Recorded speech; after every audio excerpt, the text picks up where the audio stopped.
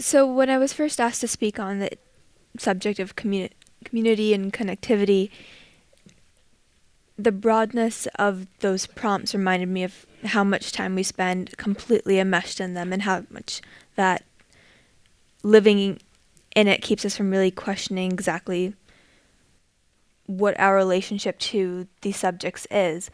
And when I thought about it a little bit, I realized that its implications captures everything from the tension between DIY and indie and for content creators, publishers, as well as the tension between establishment media and what's called new media, the tensions between corporations and the surveillance state, and how what was described as shifts in power or empowerment for typically marginalized voices has really just been a masking of new vulnerabilities. So the first thing I wanted to talk about is that DIY versus indie notion. Over the past few years, we've been living in this moment that seems really optimistic, that seems to encourage everyone to do it yourself because you can now, right? Anyone can start a blog, start a zine, start a publication.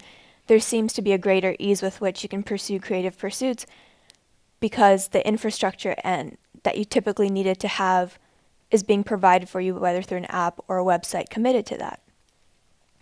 But what we have instead is the fact that DIY is no longer indie.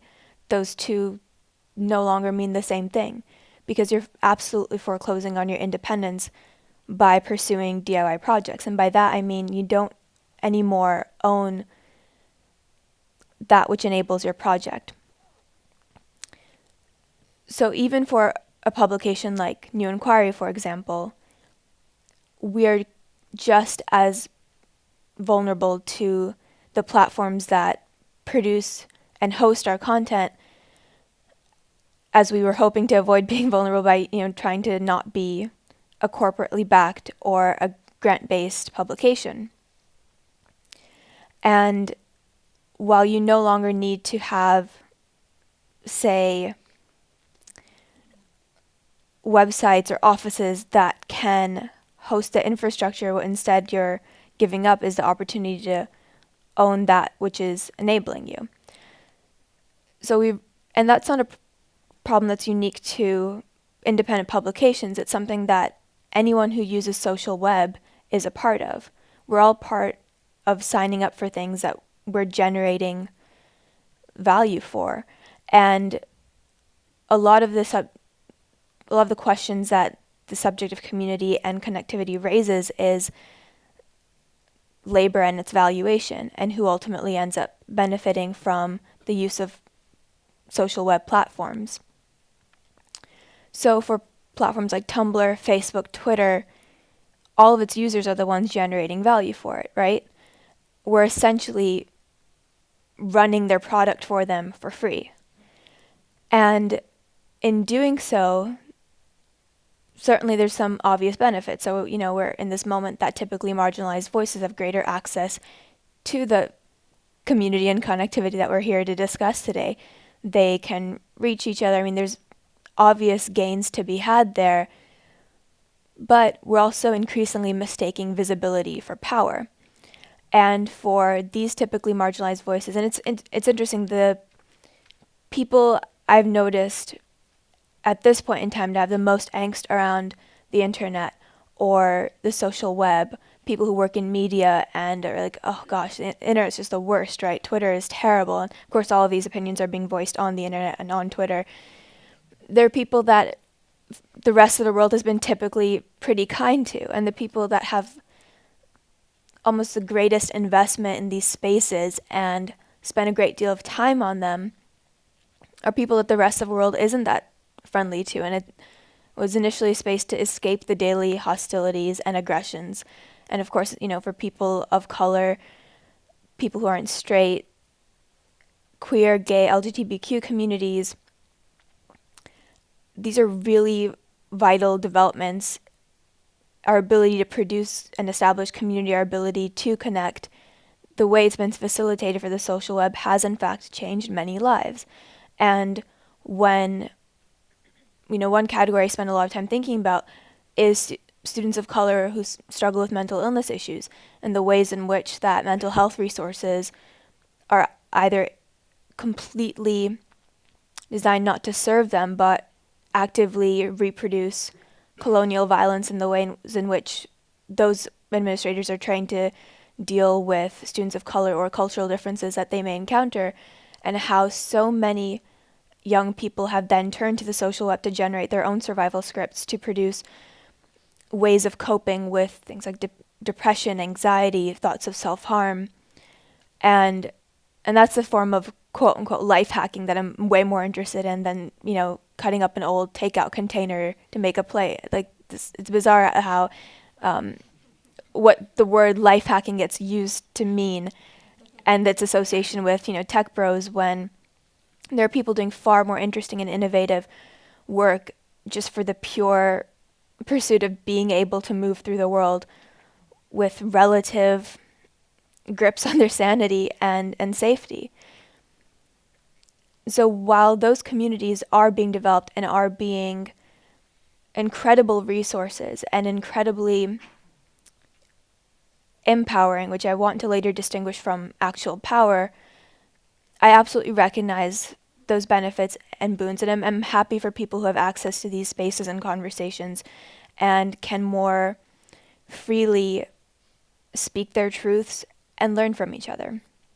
And this is relevant to, anyone from young people connecting over shared experiences on mental health communities on Tumblr or other blogging platforms, or the fact that the establishment media is no longer shielded from the, necessary and relevant critiques that people outside of it can offer, and how there is and how so much of what's described as Twitter backlash is really the resistance to the historical and still currently ongoing erasure of voices and discourses, and essentially colonial perspectives on culture writing.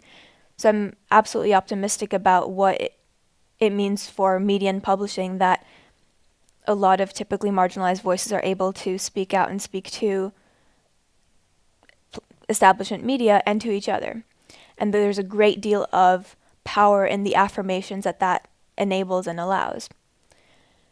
While all of that is happening, all of the visibility that follows those critiques, or the types of thinkers and writers that gain attention, don't have then access to actual capital versus the social capital that their visibility on social web may accrue for them. And it's also important to distinguish visibility from, the fact that what it can oftentimes really produce is the same same vulnerabilities that their social position in the rest of the world had for them.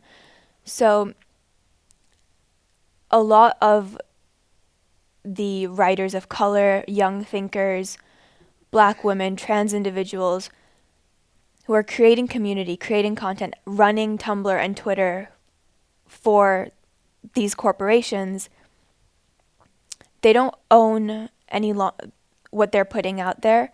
They're entirely subject to the corporate ownership of those platforms, and they're also vulnerable to all of the harms that visibility can bring them, whether it's routine harassment, a lot of what's called what's attributed to Twitter or something unique to these individual platforms is really just the misogyny and racism that exists elsewhere anyway.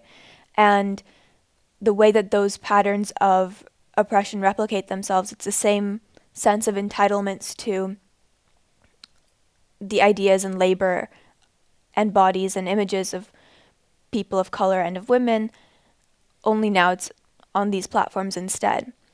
And so there's the micro level of, individuals who are then subject to something that's as unfortunately routine as harassment, to being stalked online, from online to their real world lives, having their addresses revealed and released, having their pictures taken and circulated without their consent.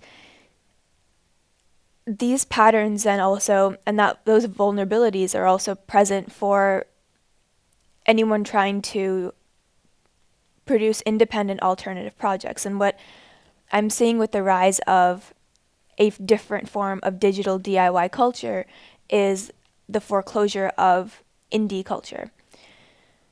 And that means that, sure, it may seem exciting that to have a website that you describe as a magazine, or to kickstart a project, or to, connect potential audiences or consumers to the thing that you want to put out into the world.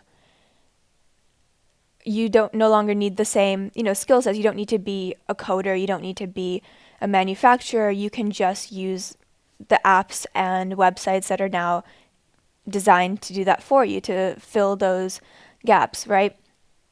But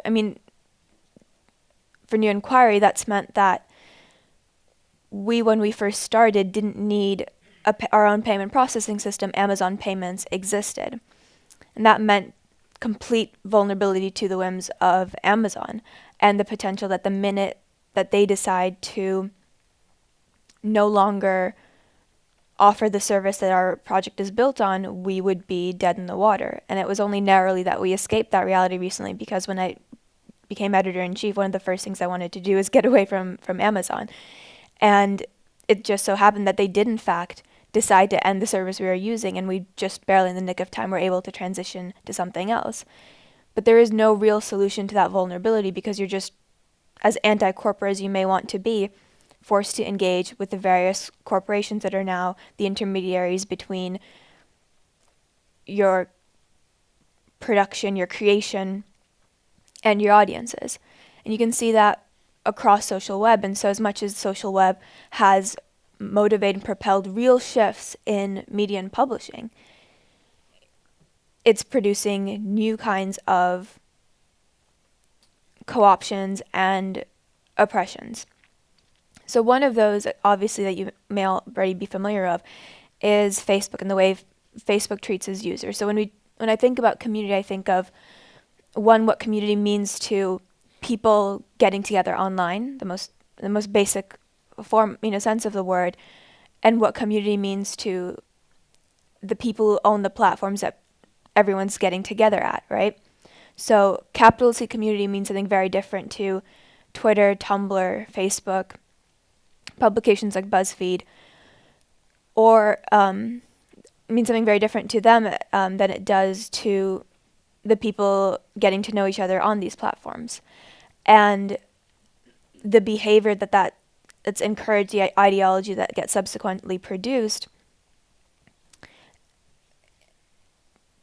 there's a very frictionful exchange there. It's not as, people who are on Facebook aren't there with the assumption that they're, passive participants in the maze at this corporation. They're just lab rats in this corporation's maze, but increasingly the way that Facebook talks about its users is just that. It's a sense of these people can fit into the algorithms we produce as much as any of the other variables and numbers that Facebook, uses to generate its algorithms. And the fact that what you see on your timelines is something that Facebook designed. So for a publication that's sharing articles, Facebook at its own whims decide what gets promoted, what gets seen in people's newsfeed, what doesn't, based on the words that they're into that day. And the number of likes and shares on an article on Facebook have less to do with perhaps that piece of content than the way that Facebook has decided it's going to be presented to you. There's a slightly different pattern of that same social control that happens on platforms like Twitter and Tumblr. These spaces were increasingly just shortening the gap between, the cultural production of cool by the alternative, by the young, and its co-option by corporations. And essentially, at ever-increasing rates, teaching corporations to be more efficient at advertising to us, because we're, with our communities being so public, inviting them to take even more detailed, essentially, snapshots of the ways in which people are making their community and then mimic those patterns in order to better advertise to us. So you see that on Tumblr with promoted posts being designed to look exactly like any other Tumblr post, but they always inevitably stand out quite starkly because the language and image style that they're reliant on is one that was produced and people are familiar with because they made it themselves with references that were relevant to their own community. And it's very, very obvious when someone who's not a part of your community tries to do that. I'm thinking of all of the slang generated by, black teens on Vine that way, way later will eventually move to white and non-black communities, and then eventually to a Denny's Twitter account telling you their pancakes are on fleek. So that cycle, which is not particularly new in the history of the co-option of cool, has become markedly accelerated. And that co-option is not what's interesting. I mean, advertisers being corny because they're a day late and a dollar short on the latest slang is not new, and it's not particularly interesting other than for a laugh. What is interesting is how, within the surveillance state, that acceleration reveals the relationship that these platforms, which we always forget are just actually corporations, are mistaken for these bastions of democracy. When the social web was first blowing up and places that that couldn't really be described as digital natives, right? Places like CNN and other media outlets were quickly trying to catch up, investing so many resources and having, robust online presence, and the subject of community engagement, became an entire department that media outlets have. What was interesting about that is all of the voices that make these spaces vibrant and interesting and worth being on because they're offering commentary you won't get elsewhere, because they're breaking news on the ground that other outlets are slowly struggling to get at. At the end of the day, they're only producing for free all of the methods that places that have always had money and always had reach and resources are able to use. And I think this is more insidious than simple co-option, because in an age that's being hailed as, the internet was supposed to be a force that's more democratic. The internet's supposed to be a force that produces more community and connectivity. Who is it ultimately connecting? And visibility in a surveillance state is not power, and all of the historical vulnerabilities that have existed for marginalized voices are simply migrating onto digital spaces, and all of the exciting and vital work that people are doing to make their lives a little easier, to bypass or life hack all of the deficiencies in, their workplaces or classrooms or day-to-day experiences by connecting, communicating with each other, exists in an ecosystem that's primed for their continued exploitation that remains in many ways hostile to them. The misogyny that a female academic might encounter at a publication or within her department at school is easily replicated by misogyny you would encounter in your Twitter mentions or in the comment section of something you write. The entitlement to the emotional and intellectual labor of people of color that exists in establishment media and academia is easily replicated by the entitlement exercised over these people's work online. And all of the places that we were meant to subvert by being online, by bypassing traditional,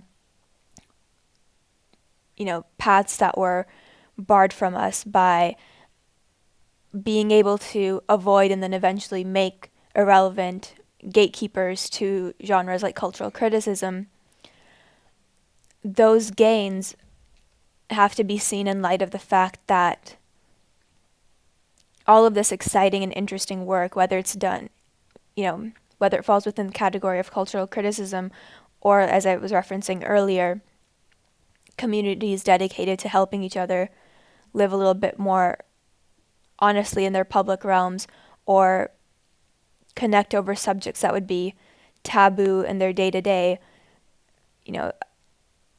They, in the long game, these are communities that I'm still really concerned about, because all of what can be seen as empowerment, people finally being able to speak to each other and say what needs to be said. I think a lot of what's called empowerment on the internet is referring to stories, sharing stories of their own lives and of each other's, and being able to just simply speak. That has not, and I don't see it under existing conditions, translate to actual power.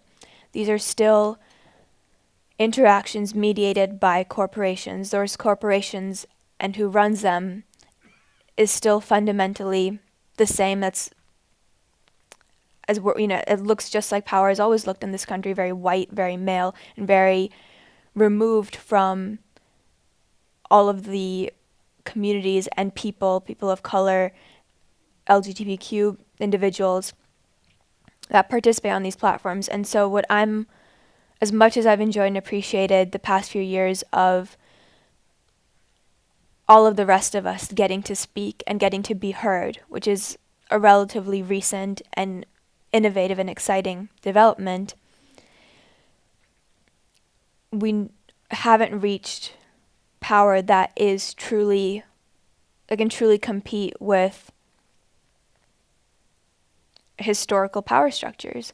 And seeing the same patterns of erasure, violence, entitlement that exist offline be easily adaptable and have evolved to online spaces, and to see that these communities, whether it's someone bullied by members outside their communities, whether it's TCOT activists trying to search your address and circulating your pictures because you're a Muslim that's just going to bring down America, which is like something any Muslim who tweets online will hear at some point in their life. That's something that we haven't yet found a way to evolve. And so all of the words that I found being used to describe this moment in time, and even use myself, things like this is empowering, this is exciting, the credit that these corporate platforms are given for revolutions like the Arab Spring or for movements like Black Lives Matter,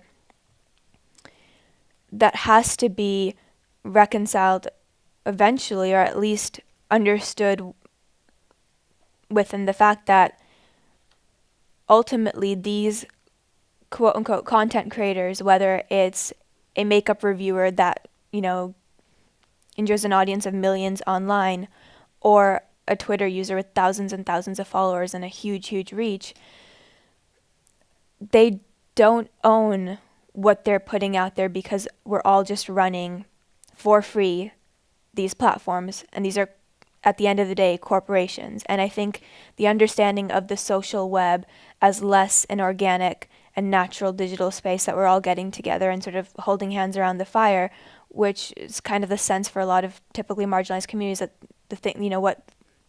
the communication and, again, the word of the day, the community that these spaces have been able to generate, there's no ownership. There's only, again, free labor. And for me, that's not new, and that's not encouraging. And that's what I hope conferences like this and the conversations that have thus far been brought to the fore are able to effectively recognize and intervene in. Otherwise, everything that's exciting about now is, in a few years going to seem like a lot of applause for very little gain, for the same old. Thank you.